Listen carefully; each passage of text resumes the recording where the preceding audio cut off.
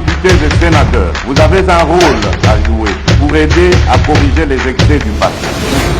Vous les collègues du Grand qui quittez les groupes armés, je vais le dire.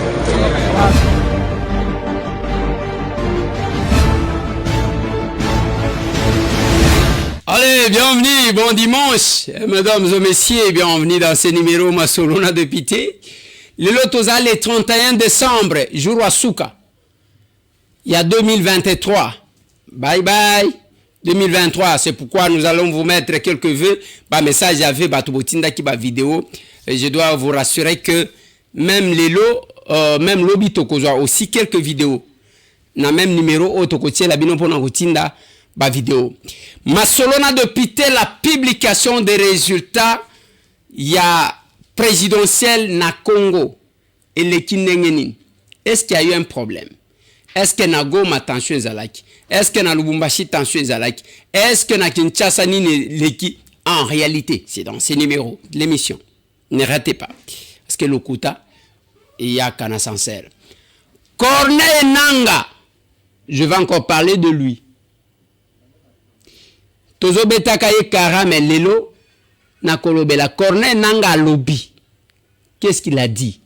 Azawapi, en réalité, dans ce numéro de l'émission. Masolona de Pité. Awa, de Tokoloba. Masolona de Pité, parce que nous parlons de ça. L'opposition s'est exprimée. Banani Balobi. Mon vieux Martin. Azali, ko s'exposer mingi. Asalini ni lisusu. Dans ces numéros, vous allez brancher calme. Beaucoup vivre autozoloba en image et puis te commenter parce que moi Nicolas va faire tout kolinga kozabino nini ebelete to kopé sabino ba image et tout ce qui s'est passé à Walilo. Voilà. Allez, meilleurs vœux à vous tous. Meilleurs vœux à vous tous. Meilleurs vœux, c'est tout bino ba bonnet.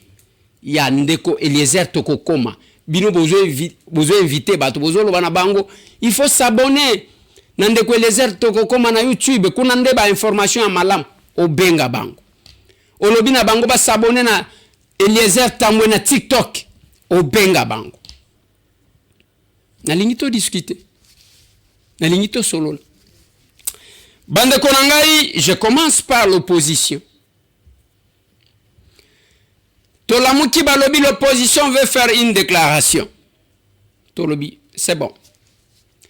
Bakeyi kosa la déclaration na bango. Ba signer déclaration batu 9. Boyo kama kamwezo le kanasal. Bakoma na sal kuna batu bazami bale nani Vienanga Martin Fayoulou na Floribert Anzuluni. Le reste batindi ba représentant na bango.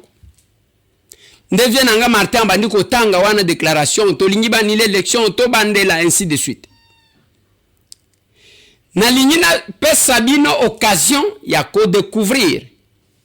Oyo vienanga Martin atangi au nom ya ba oyo ba signer déclaration entre guillemets avant que to sala moi commentaire to le kana makamususu parce que to lingi to kende mo mbango. De l'opération d'identification et enrôlement des électeurs.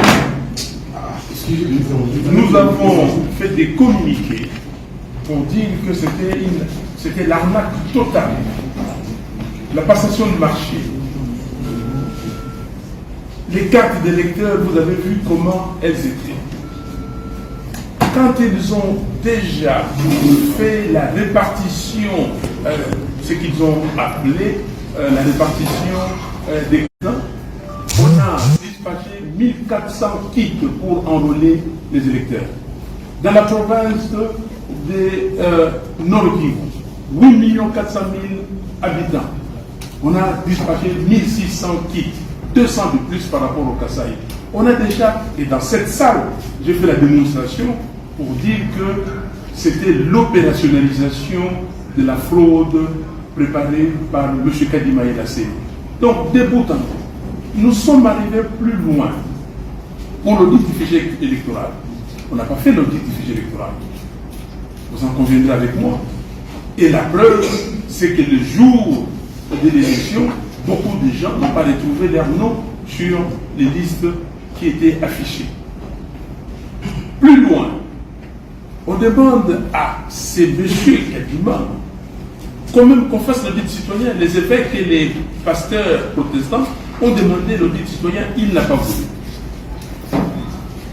Au moment d'afficher des listes, de publier des listes, conformément à l'article 6 de la loi électorale, on n'a rien vu. L'article 8 également a été violé. La cartographie, on ne nous a pas donné la cartographie, nous avons identifié des bureaux fictifs. Et les jours d'élection, parce que je dois aller plus vite, les jours de l'élection, vous avez vu que la loi, l'article 52 de la loi électorale, où il y a une parodie d'élection. Vous avez mis le bourrage des urnes. Monsieur Kadima et la CNI, s'ils voulaient organiser de bonnes élections, pourquoi n'ont-ils pas demandé un délai supplémentaire de 7 ou 10 jours? On pouvait voter hier, les 30, comme on avait voté en 2018, pour qu'ils puissent dispatcher les machines dans tous les bureaux de vote. Pourquoi il ne l'a pas fait? Simplement parce qu'il avait besoin de jours supplémentaires pour bourrer les urnes.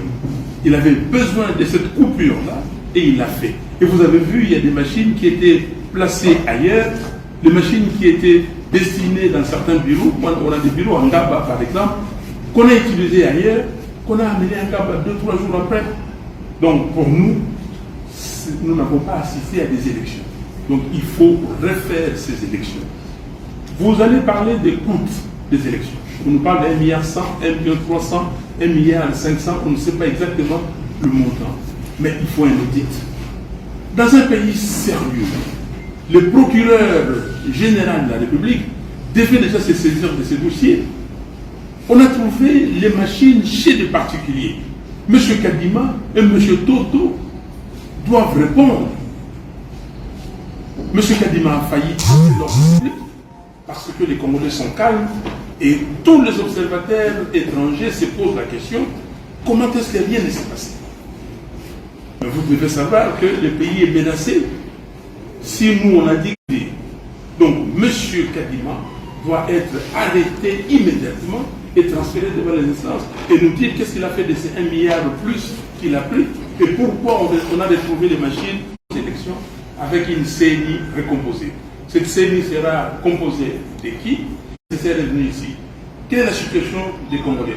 La situation des Congolais, aujourd'hui, vous avez les forces de progrès, tous ces jeunes gens qui n'ont rien, à qui on paye chaque mois $80 et qui sont en train de transformer nos villes du Congo comme Haïti.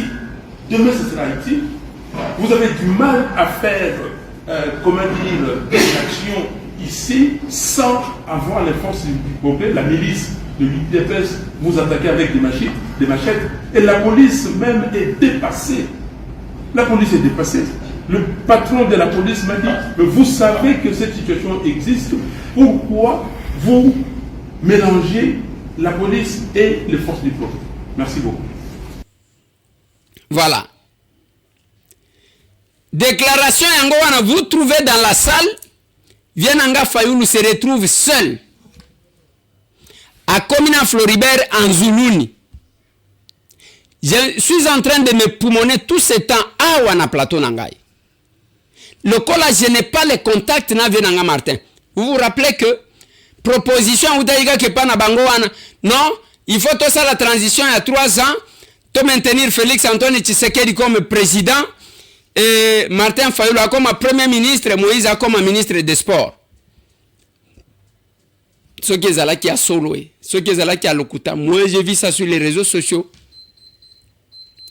Mais tant que Mbappé si Makambouane, je n'ai cessé de parler ici. Nalobi Vienanga Martin. Ok ko sangana na batu bazala ki incapable ya ko convaincre ba membre ba famille na bango ba voter bango. Talandengo mataki nzamba tombola Kiovie Martin. Talandengo zomi kitisa. Obaniko kende kobeta bal na bana mike le représentant. Na yoki ba muso bazolo bake bazo wangana mutu moko abenyi ndeko les déclaration na bango na biso to signer ba imiter signature na biso to zana bangote. Vous vous rendez compte?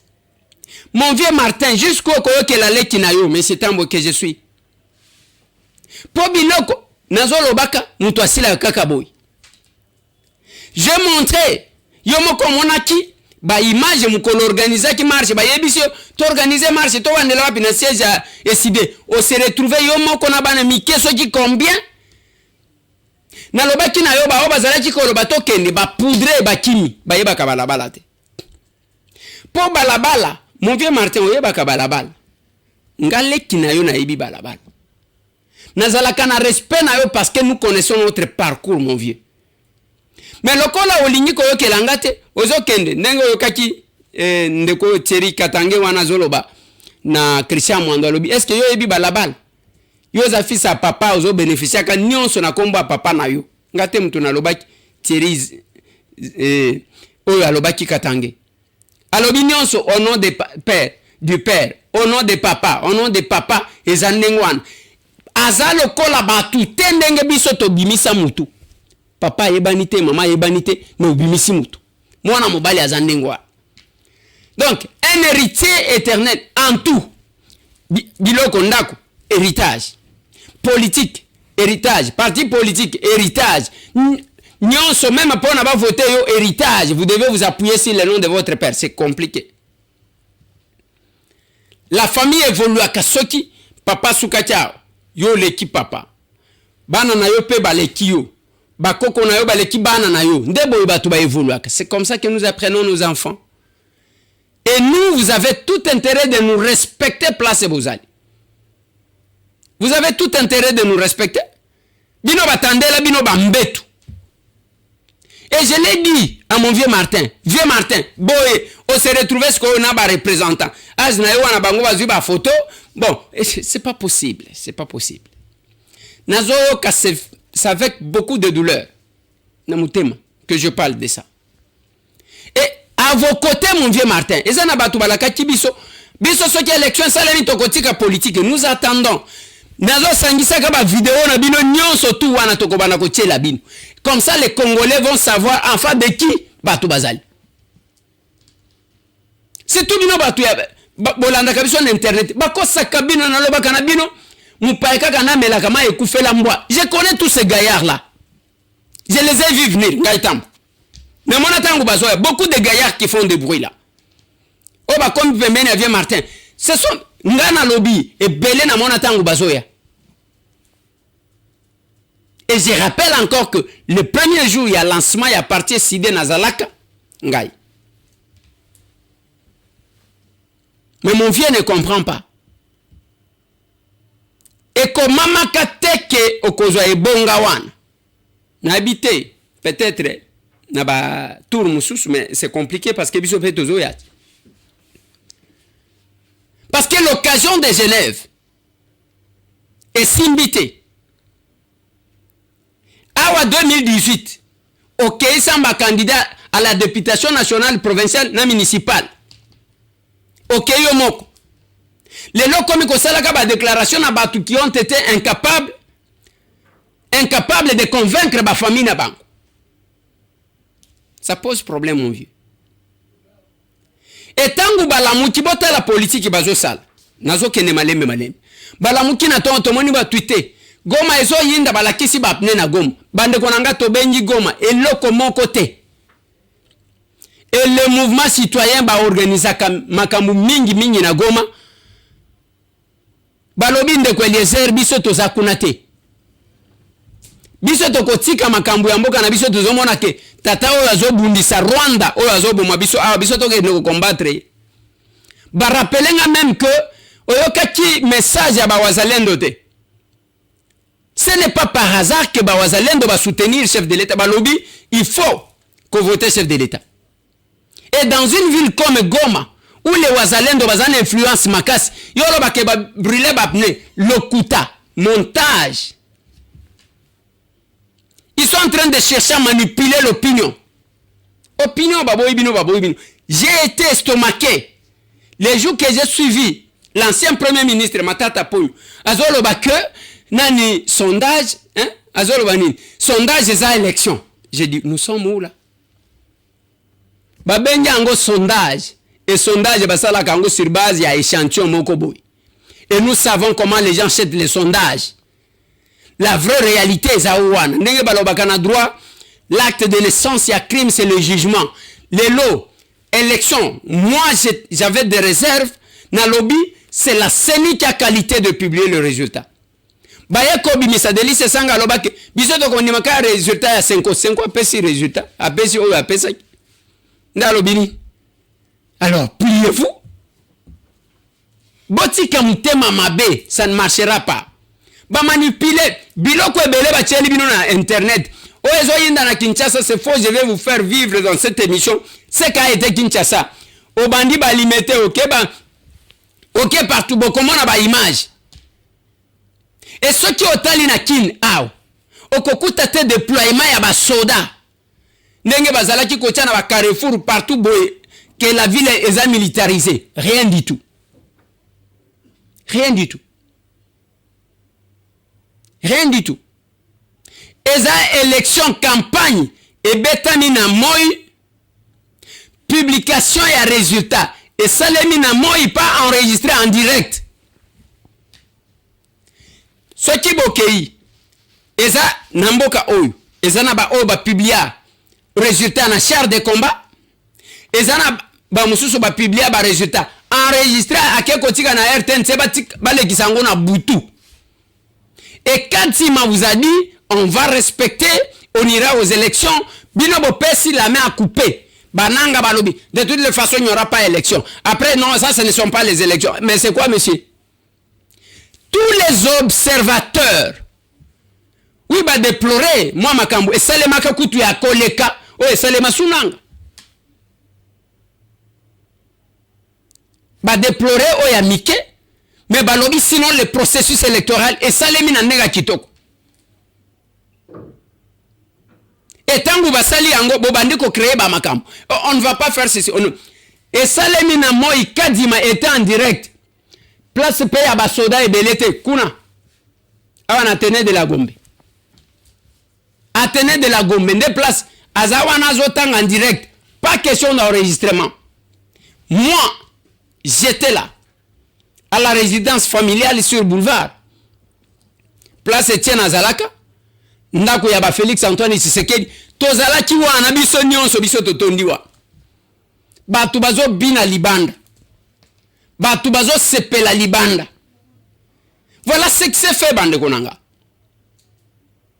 Nakoya kozongela bino ba image siko ya babalabala bozwa ba côté ya bachangu côté na côté la bino ba image bomo na l'ambiance à Kinshasa.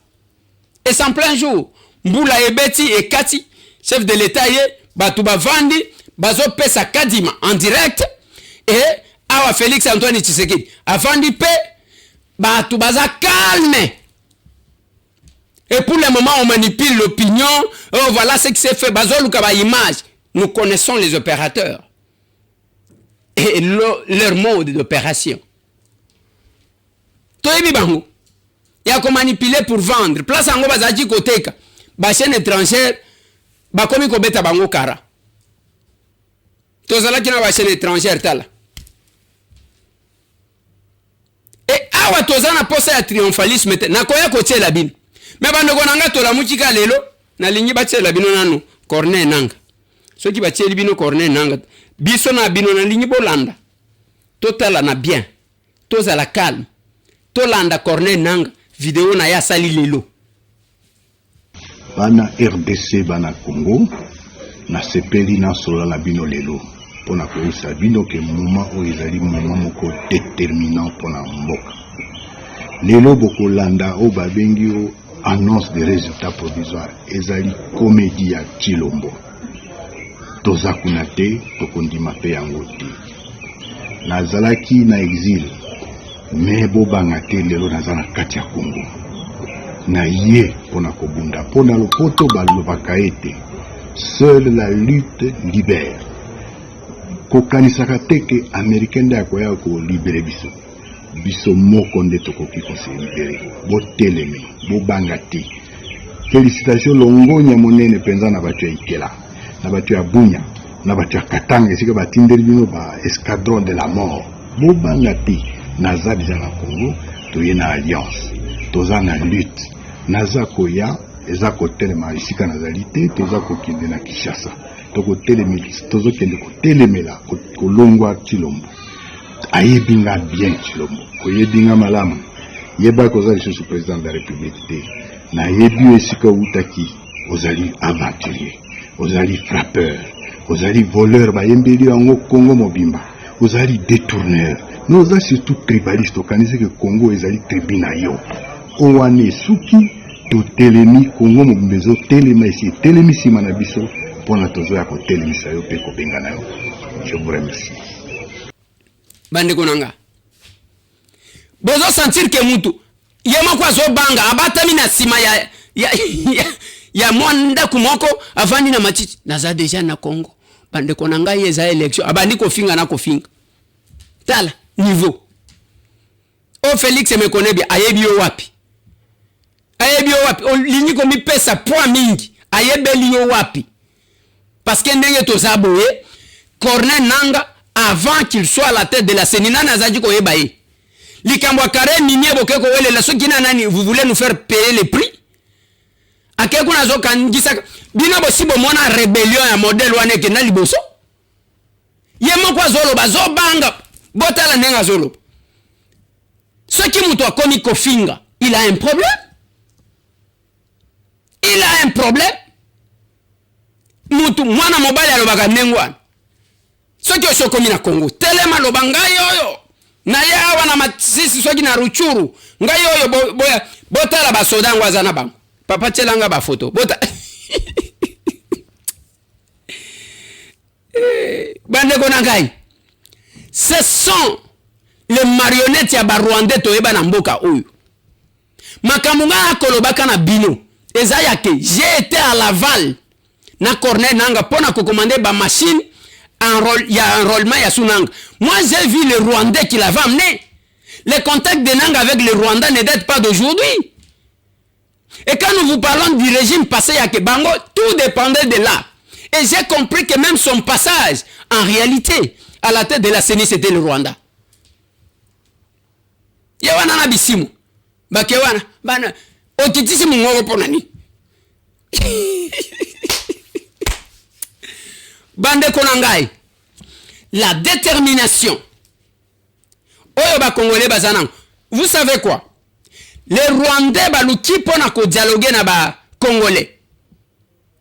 Sous l'intermédiaire, il y a États-Unis d'Amérique. Sous la médiation, qu'est-ce que je dis? Sous la médiation, il y a Américains.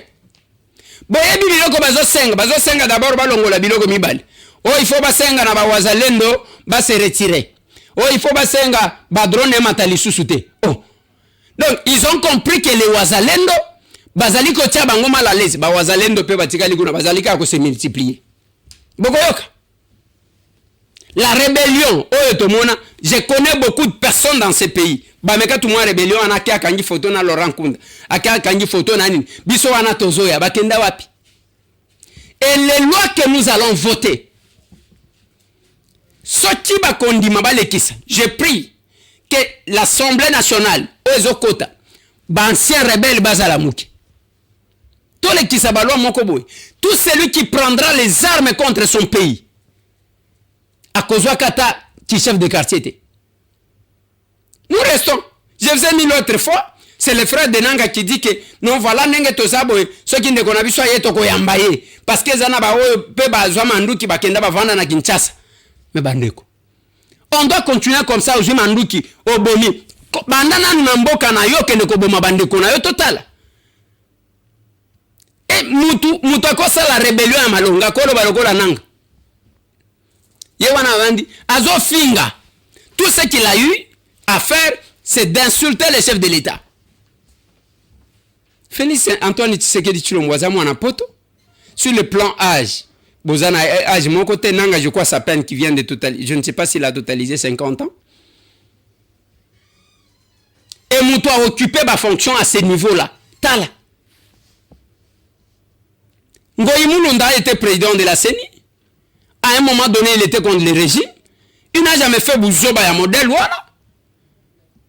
Malouma Loupé à son âme a été président de la CENI. Kadima, l'unique assaillant au Bozati qui a attaqué à Talisibino Moussala, to vivre biloko à poto, ba tendance, la guise, du début à la fin.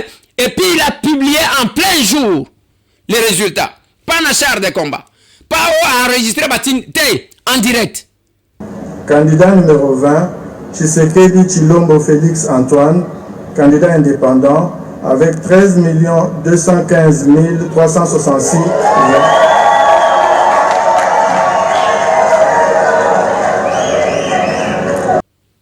Il faut le reconnaître. Il y a eu des ratés, il y a Makamba Bakarte, il y a Makamba Moussous.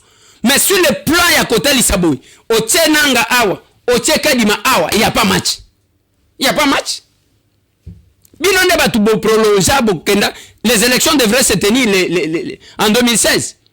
Il y a eu en 2018. Peozo Betatol. Peozo Betatol. Sony. Salakanin. Awa na Congo, modèle est commis. Tchalo Boko Boyeko Katan. Aïe aïe aïe. Yango bomoni bande konanga montage. Lubumbashi c'était calme et c'est un moment quoi saganate. On m'appelait par vidéo.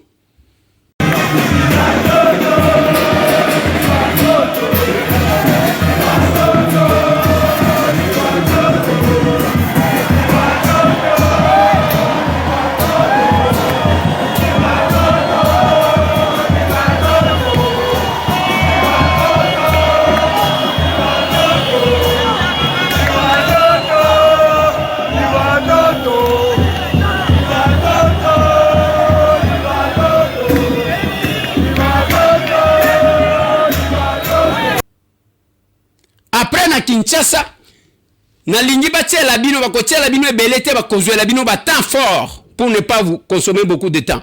Papa tchelanga nanu image alimete côté kuna na ba pont matite.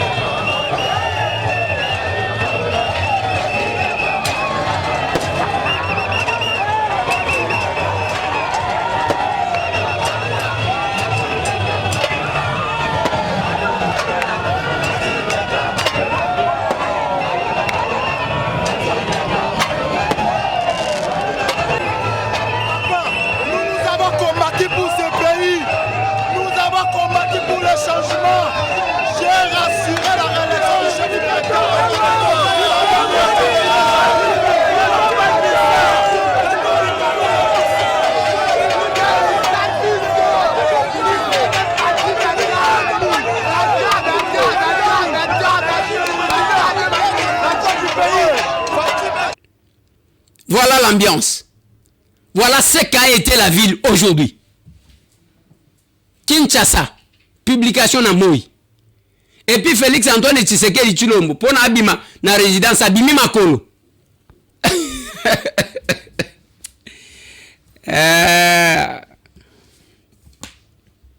Abimi makolo. Quand on fait la démocratie, on doit respecter ses principes. En dehors yakuna biso siko na boulevard wana, biso tozaki na kati kuna. Tozaka boy tozo pepa bango likolo boy. Tozaki kuna likolo na mokonzi. Candidat numéro 20, Tshisekedi Tshilombo Félix Antoine, candidat indépendant, avec 13 215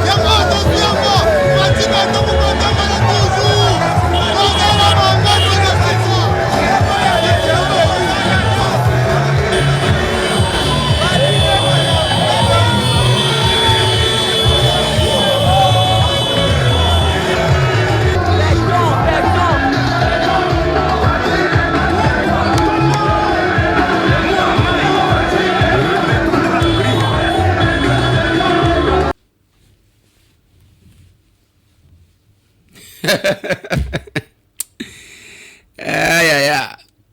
Papa, il faut voir que c'est notre pays. Et bonga wanezala qui a mutu moko, il faut mutu moko à occuper yango. C'est la même chose que j'ai dit pour Nabiso ba candidat à la députation nationale et provinciale ou encore municipale. Ceux qui ont osé ndima ko s'incliner, c'est le prochain tour. Et zandengwa. Et bele bato, lobi na tshela kibino bulletin mutu. Akekuna donc 496 électeurs attendus. Ba voté 496. Ba tsheli mutu moko 496. Ata ba ibaka. Nazo mona ngona Kinshasa. Kinshasa soki mutu abimisi PV ya 200 voix za muyibi. Awa Kinshasa mutu abimisi PV ya 200 voix aza muyibi. Taux de participation zaki à combien? Bato babandi nini pona yo kende kozwa muyibi. Omoni ebele babandaki ko publier ngo bakomi ko supprimer ngo na ba réseaux sociaux. Boti kango la CENI va vous poursuivre. bokozwa makambo na Kadima ndenge azokanela bayibi bamiyibi bake koyiba banini lokoso ya nini pona kosukisa nazotiela bino image angaliema. On a préféré kozwela bino tous les coins ya Kisasa. Botika bandeko na ngai. Depuis 2006, c'est la première fois qu'un candidat président de la République a joué 72 voix, 72%. 2006, c'était une cinquantaine. 2011, Ezaki Tangobatie Tourmont, Ezaki moins de 50%. Et bien voilà. Pour cette fois-ci, le peuple s'est exprimé. Voilà pourquoi Kadima est à l'aise. Voilà pourquoi il est à l'aise. Yangaliem a yangoan. Image Yangaliem.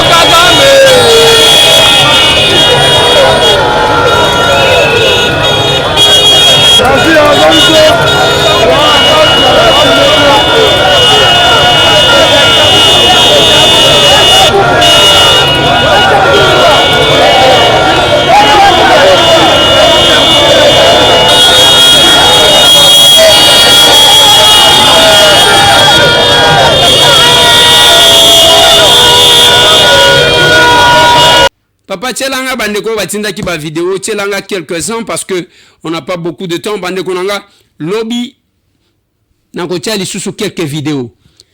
Il y a lobby au pesi ba moi au féliciter le chef de l'État en attendant les résultats définitifs.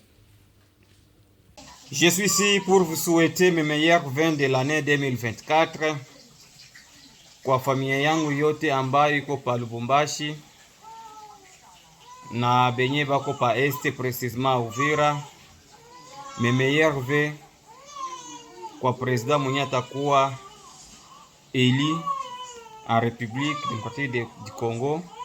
Mes meilleurs vœux à vous, monsieur Eliezer Tambwe. En tout cas, je t'aime beaucoup. C'est Freddy Bouemere en Afrique du Sud. Merci. Voilà, mission accomplie pour notre président Fachi Beton, numéro 20. Check, kitoko. Siko biso bana poto, to sengi na Fati, ata la biso kaka douane. Demande na biso kaka douane. Et puis na zongi pa ya ndeko Eliezer le capable. Oh, 82,62%. Il y a élection na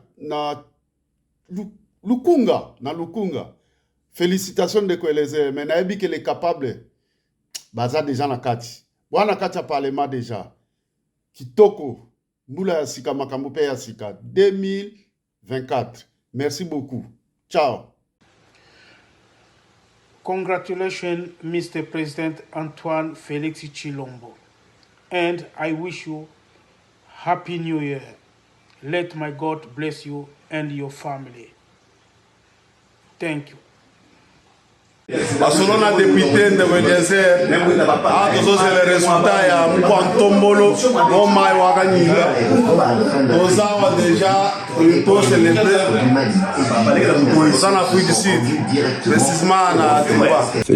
Félicitations Mkwantombolo, mon président. En tout cas, que le Seigneur vous bénisse. Mes sincères félicitations pour le travail abattu. Nous sommes derrière vous pour nous soutenir. Kende liboso, moko te akolonga yo, munguna moko te, ezala butu, ezala moi. Oza visible obele pa ya Nzambe, invisible dans le monde nous sommes au lili. Les sincères félicitations. Que le Seigneur vous bénisse. Mon président Fachi Beton. C'est Patrick Mpinga Semash. Merci. Je réponds au nom de Hubert Malekani. Je suis précisément à USA. Je présente mes meilleurs vœux à son Excellence Félix Antoine Tshisekedi Tshilombo. Que le bon Dieu puisse les protéger, les garder. Je vois la détermination de notre président. Je prie que mon Dieu qu'il puisse envoyer des anges et que sa main puissante soit sur lui. Tous les ennemis qui se lèvent pour chercher à détruire notre président, je détruis cela au nom de Jésus.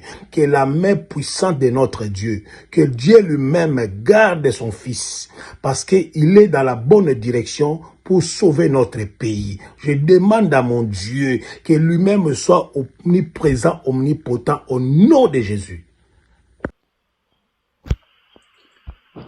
Le meilleur vœu de bonheur, de prospérité et de santé au président national de la SER, Ntambwe Poché, Mwanakolo Lopango, et mes félicitations na président de la République démocratique du Congo, Fachi Beto, Mkwantombolo Momai, Zubwa Bilumbu, félicitations, félicitations. Deuxième mandat, ils allaient déterminer pour le développement Yamboukwa Congo. Merci. Ok, bonjour, monsieur Eliezer. Je m'appelle Corneille Abengele. J'habite pour ça la petite vidéo. Précisément dans la famille. Donc, je profite de vous souhaiter meilleurs vœux. Et puis, félicitations pour la victoire du chef de l'État. Et puis, souhaiter à l'IOP, selon la députée, souhaiter l'union ma meilleure vœu, ma travail en réunion. Que Dieu vous bénisse. Merci. Pour le moment, ndenge na ibsaki bino toza na joueur moko azo ko évoluer na ba Congo, azali joueur invisible Mwandansemi, azali ko beta na équipe nationale. L'équipe nationale ezali ko beta contre ba politiciens, donc kuna nazali ko mona nani Frank Diongo azali ko pesa nani Mukwege Frank Diongo Katumbi, attention Muzitu Katumbi. Oh là là, Orge pour Katumbi. Donc Balezongi namoni kuna nani, namoni Augustin Kabuya apesi na nani, apesi na Del Kainda apesi na Jean-Pierre Mbemba, Mwandansemi apesi na nani, Fachi Beton, attention, danger. Ah là là, joueur international Fachi Beton azali kutia sukuma penza na ka adverse, donc danger vraiment uti kolika kuna namoni gardien ya ba politicien apesi na nani, apesi na Ngalasi Martin Fayulu apesi na nani, apesi na Muzitu Matata Ponyo apesi na nani, Katumbi danger. Toujours Orge Katumbi. Ah là là, toujours ndenge na banda oye Sabino joueur invisible Mwandansemi, azui balé apesi na nani, apesi na Jean-Pierre Mbemba apesi na nani, apesi na Alingete apesi na Fati, attention, danger. Wow, deuxième but marqué par Fachi Beton, deuxième but. Je dois dire merci à toute l'équipe au battre campagne de chef de l'État. Je veux remercier Bato. Bao basala qui pour la réélection il y a Félix Antoine Tshisekedi Tshilombo. Mais nazo senga na ba oyo bazuite, c'est notre pays, ne cherchez pas à le détruire. C'est le jeu démocratique. Attendez les prochains tours. 5 ans ils avaient belité. Toujours continuer causer ba vidéo. Zo position ya bien, tia vidéo bien na lobaka na bino. Lali sa téléphone ko tiango na ninga ko télé maboité, lali sango boy. O sali vidéo na yo. 30 secondes, ça va nous aider pour na tozo ba to belé. O tinda ngona numéro plus 243 859 254 358 plus 243 859 254 358 o tindiki wan. Deko tindiki to yambia to tie parce que mikolo ezaba veut ezape a kolobela élection en attendant biso ba candidat to tikali tozo zela ya biso. Est-ce que ça sera les trois kadi mama kamunaye azate tu mwana mobile soki alobi date ezaka owan. Après tozo zela bato balobaki tokoya ko tiela bino tozo bongisela bino. Il n'y aura pas élection. Ce qui est élection, ça les mis. En tout cas, heureusement que les Congolais vont comprendre. Bande konanga to sukisi awa nazolo bakana batu avec insistance. Ceux qui te créent parti politique à serre, c'est parce que tu es batu bili. Ce sont des aventuriers. Bota la image na bangwa télé. C'est pourquoi les gens ne font que venir. Il y a un ingénieur qui est venu de Londres, qui était venu adhérer au bureau, et moi j'étais là. Il a préféré quitter là-bas, aya awa, tanga libanda, ayeko sala musala, ayeko adhérer na ASER. Est-ce qu'on peut me retrouver cette vidéo-là? Voilà, bienvenue. Merci. C'est que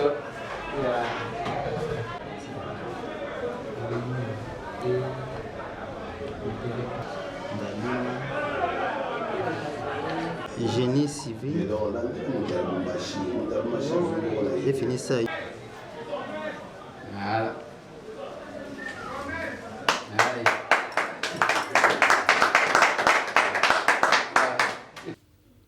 C'est comme ça. Et nous continuons. Allez, restez branchés. Abonnez-vous. Abonnez-vous s'il vous plaît. Sur Ndekweleza Tokoko na YouTube. Oyebisi pe baninga ba s'abonner. Olongwe kuna okena compte na biso TikTok Eliezer Tambwena Tre, Bazo Tselabino, au s'abonner kuna, le moyen le plus rapide, il y a cause information, et ça, soit au tikalis côté na tokomi wapi télévision. Donc, aux abiloko. Kolandate, tous les canaux par lesquels le Rwandais est en train de nous attaquer. C'est le temps de découvrir qui est patriote, qui ne l'est pas. Tout le monde.